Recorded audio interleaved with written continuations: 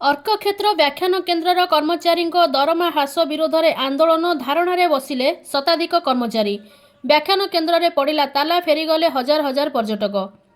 विश्व ऐतिह्य पर्यटन क्षेत्र सूर्य मंदिर सम्मुख में इंडियन ऑयल फाउंडेशन पक्षर निर्माण करा व्याख्यान केन्द्र में आज सकाळु ताला पड़ा देखा मिली।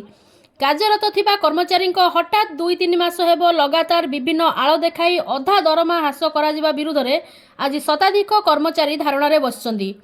अर्कक्षेत्र व्याख्यान केन्द्र को संपूर्ण ताला पका देखा मिली। फल पर्यटन ऋतु में कोणार्क सूर्य मंदिर परिदर्शन में आसी सूर्य मंदिर ऐतिह्य बहन करुवा व्याख्यान केन्द्र को पर्यटक माने देखि न पारि फेरी जाउछन्ति।